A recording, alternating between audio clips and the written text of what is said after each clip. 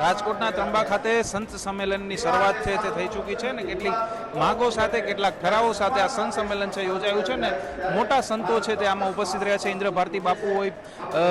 જે પરબધામના મહંત હોય, તોરણિયાના મહંત હોય, મોરારી બાપુ છે અને સૌથી મોટી વાત કે શંકરાચાર્ય પણ અહીંયા ઉપસ્થિત રહ્યા છે. એસપી સ્વામી હોય, અનેક મોટા સંતો છે. જગન્નાથ મંદિરના દિલીપદાસજી સ્વામી હોય, જૂનાગઢના શેરનાથ બાપુ હોય, આ તમામ સંતોની ઉપસ્થિતિમાં સંત સંમેલનની શરૂઆત છે તે થઈ ચૂકી છે ને શંકરાચાર્ય જગતગુરુ શંકરાચાર્ય દ્વારકાપીઠના જગતગુરુ છે તેમની અધ્યક્ષતામાં સંત સંમેલન છે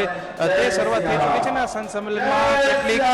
મોટી માંગો છે ને તે સનાતન ધર્મની રક્ષા કાજે આ સંત સંમેલન છે તે યોજવામાં આવ્યું છે ને એમાં જે સ્વામિનારાયણ સંપ્રદાયમાં જે હિન્દુ સનાતન ધર્મના જે દેવી દેવતાઓને ચિતરવામાં આવ્યા છે તે દૂર કરવામાં આવે તેવી માગ છે ને ગાય માતા છે તેને રાષ્ટ્ર માતા જાહેર કરવામાં આવે તેવી પણ માગ છે તે આમાંથી ઉઠવાની છે ને આગળ તેના માટે કયા પ્રકારના નિર્ણયો લેવા, કયા પ્રકારની કાયદેસરની કાર્યવાહી, કાયદાકીય કાર્યવાહી કરવી તે પણ આમાં નિર્ણય છે તે લેવામાં આવનાર છે ને આ સંત સંમેલન ખૂબ જ મહત્વનું છે તે માનવામાં આવી રહ્યું છે કે જ્યારે સાળંગપુર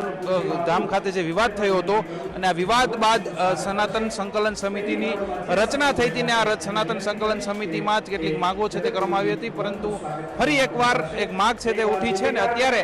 જો વાત કરવામાં આવે તો હવે સ્વામિનારાયણ સંપ્રદાયની સામે એક જે માગ જે ઉઠી છે કે તેમના જે ગ્રંથો છે તેમાંથી જે વિવાદિત જે હિન્દુ સનાતન દેવી દેવતા છે તેમના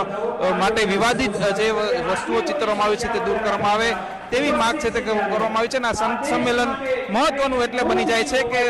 જે શંકરાચાર્ય છે તેમની અધ્યક્ષ સ્થાને આ સંત સંમેલન છે યોજવામાં આવ્યું છે. મોરારી બાપુ છે, રમેશભાઈ ઓઝા છે ને શંકરાચાર્ય છે તેઓ અનેક વખત જાહેરમાં પોતાની પીડા છે તે વ્યક્ત કરી ચૂક્યા છે, પોતાના જે વિચારો છે તે આ અંગે વ્યક્ત કરી ચૂક્યા છે ને હવે આ સંત સંમેલન બાદ કયા પ્રકારનું જે